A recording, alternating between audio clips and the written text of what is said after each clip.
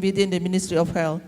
So today the presentation is on the Malaysian Health Information Exchange. MyHIX, silakan. Terima kasih, Puan Pengerusi. Bismillahirrahmanirrahim. Assalamualaikum warahmatullahi wabarakatuh. First of all, I'd like to thank the organizers for inviting the Ministry of Health to give this presentation on the MyHIX.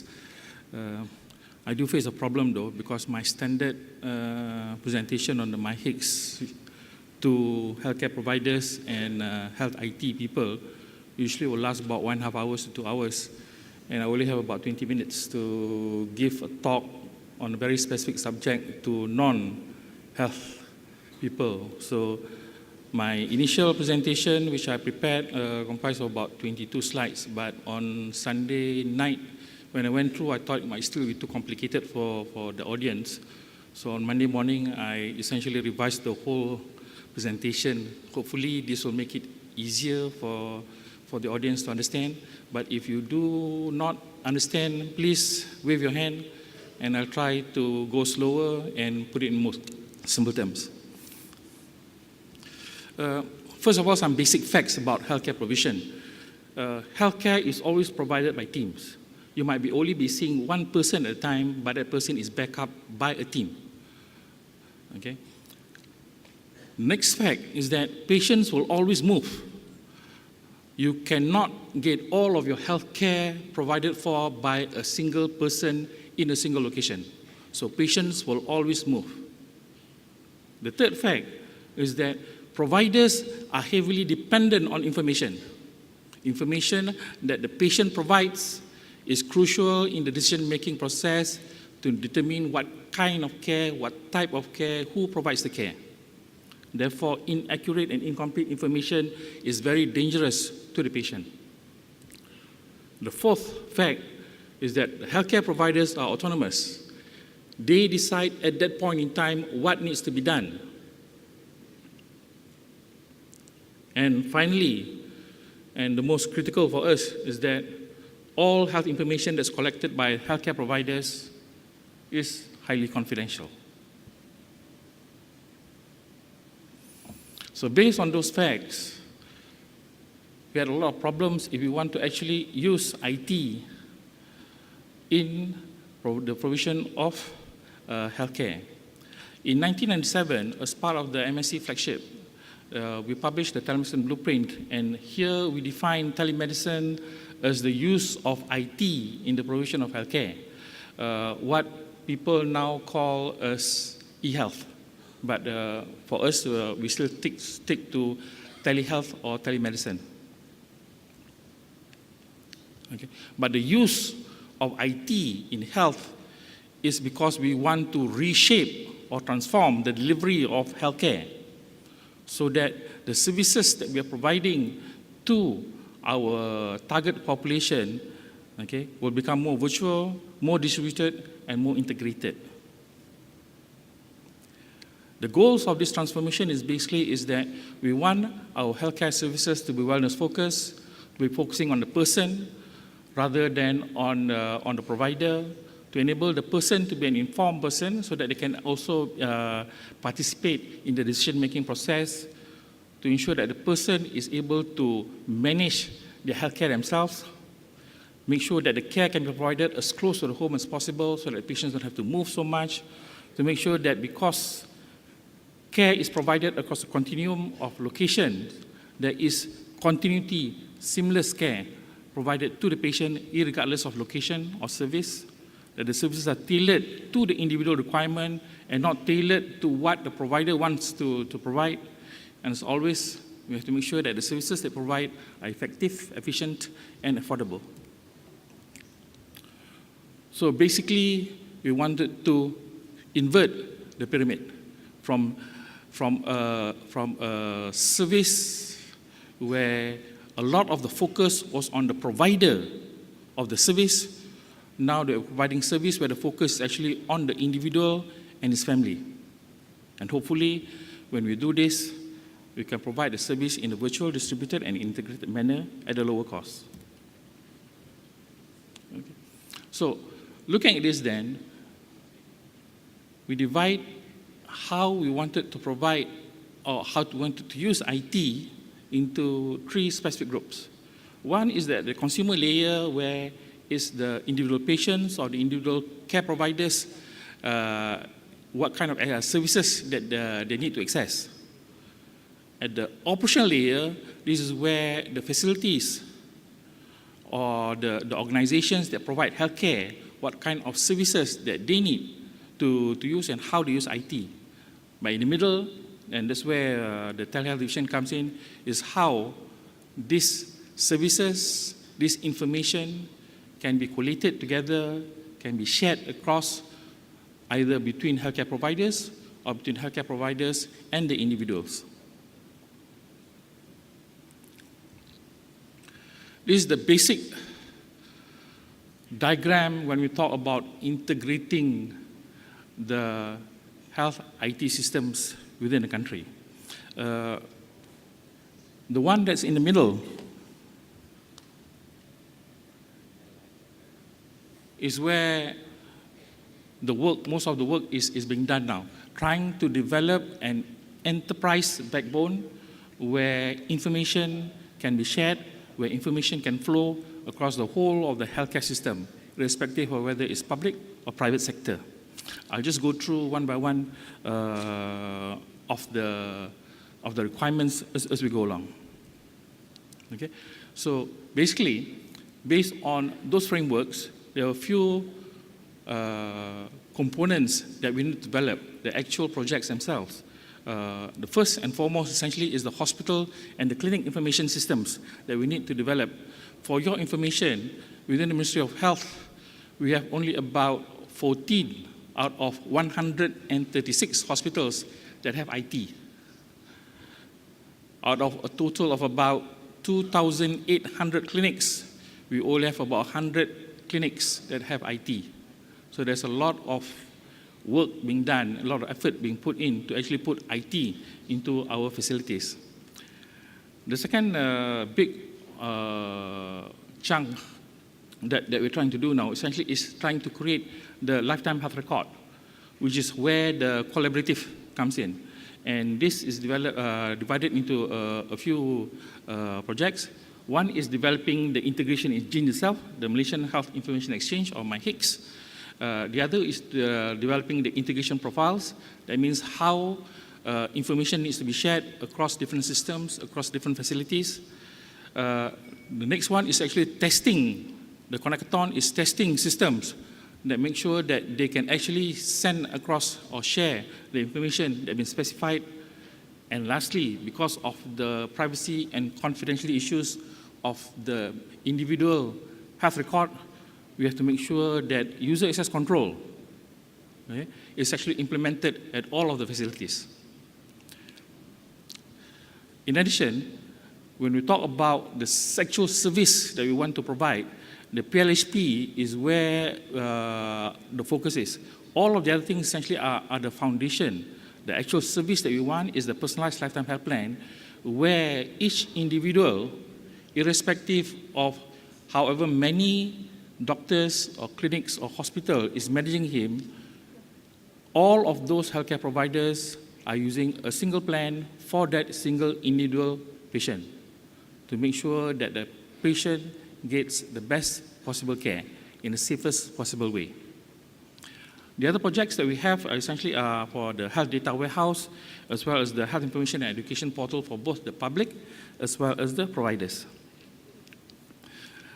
More on the LHR, okay, as I said, it's a collection of health information of an individual from himself and his healthcare providers for use by all of his healthcare providers to manage his health from birth to death. A single point, a single source for all of this information. And the reason why we want to collect this, we want to provide this, is because we need to ensure that continual care for the patient can be ensured. So the project was actually divided into a few phases. The first phase was when we wanted to create all of these modules, the patient master index, document registry, document repository, and so on and so forth, Unfortunately, we didn't have the money, so we actually had to rescope our first phase. Even though when we initially planned it, we wanted to be able to share a lot of information, but because of our capacity to develop the integration engine, we actually had to scope down on the types of information that we could share across the whole system. Okay. So in 2006, 2007, we got a consultant to come up with our implementation framework, and it was the requirements were benchmarked against the global environment, and we decided to standardize on a framework called integrating across the healthcare enterprise, where the standard information, that means the data, is defined, and then the standard message, how the data, what kind of data, and how the data needs to be transmitted, is also defined. Okay, and because we are using this IHE framework, then we also need to provide or develop our own integration profiles or customize the integration profiles that have been developed in the global community, and then conduct the testing against the individual systems to make sure that they comply to the integration profile that's been published. So the MyHIX project itself was started in 2008, funded by MDEC. It is essentially a proof of concept where we are trying to enable the sharing of the discharge summary of the patient. So when a patient is discharged from either a hospital or a clinic, the doctor usually needs to create a discharge summary, a record, a summarized record of what happens to the patient at the facility. And that this information needs to be shared, because this is the minimum information that another doctor, if he sees the patient again after that, he requires that information for continued care. So basically, the process is quite simple. The first time that the patient goes to the health facility, the health facility will register the patient into the MyHIX engine. Okay? And then once the patient has been discharged from the facility, that facility will then send the discharge summary to the MyHIX. Subsequently, when the patient goes again to another facility or the same facility, the facility can then query back to the MyHIX engine whether there is a health record, the LHR, of the patient within the central system. If there is, then they can retrieve that record. Once the patient has been discharged from that facility, the facility will then again submit a new discharge summary back into the central system, so that once the collection of the discharge summary is collected at the central system, all other facilities can then have access to that information. So our requirements to enable information to be shared, to enable integration between all of the various systems. One of the most important essentially is to develop the data standards. So we have complied with the public sector data dictionary, and in addition we developed the National Health Data Dictionary, which is part and parcel of the public sector data dictionary, and we also adopt various international health data standards, for example, ICD-10, DICOM or SNOMED-CT, and where necessary, we actually had to develop our own data standards, for example, for drug codes, as well as for the health facility codes. And then we have to also develop the document standards themselves. At this point in time, we have only developed the discharge summary and the guarantee letter, but we're also in the process of developing the document standards for referrals, for lab requests and lab results, and for imaging requests and imaging results. Prescription is on the way, and probably we might be able to enable sharing of prescription information next year. The messaging standards itself, we have adopted international standards of HL7, which is Health Level 7. And within the HL7 standard, how the message needs to be sent is we adopt the CDA, or the Clinical Document Architecture. It's not enough just standardizing in terms of the data, the document, and the messaging. You also need to standardize the workflow. So we had to standardize patient registration, patient discharge, access control, and so on and so forth, just to ensure that information can then is standardized and the use of the information is also standardized. And finally, we had to develop the engine, the MyHIX, as well as the central repositories. At the moment, we have only developed the central repository for documents, but hopefully in the next 3 years, we should be able to develop the central repositories for both discrete data as well as images. This might be of more interest to you all, because this is basically now where you can see what kind of information we are trying to collect. The basis for all of this information exactly is the requirements for the personalized lifetime health data.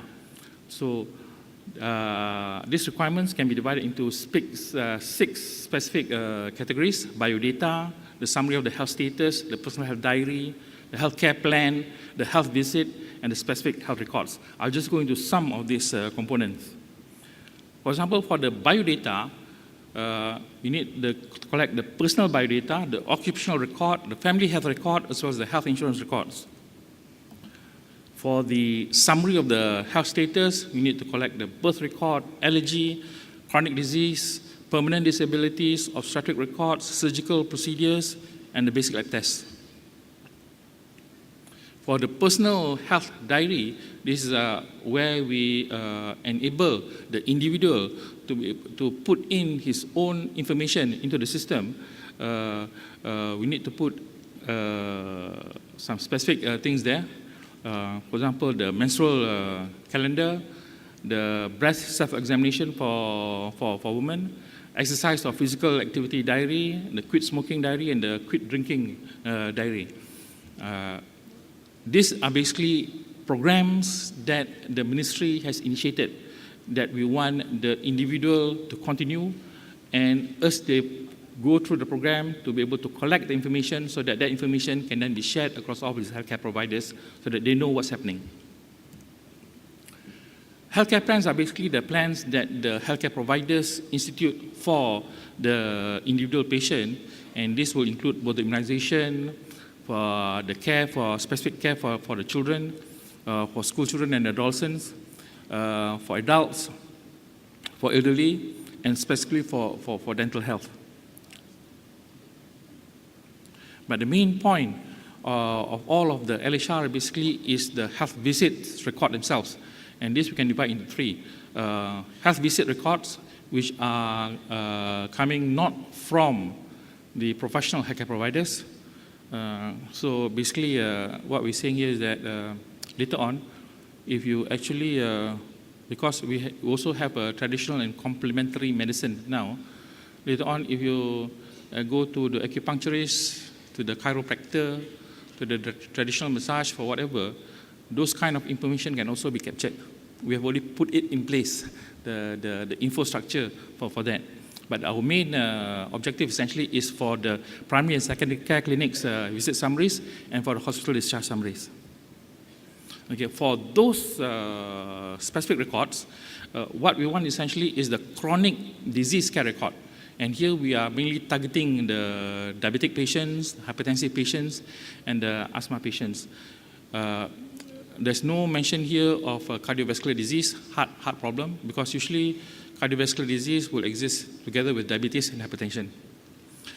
We also want to capture the antenatal and postnatal records, as well as the appointment dates for the specific care plans for those disease conditions.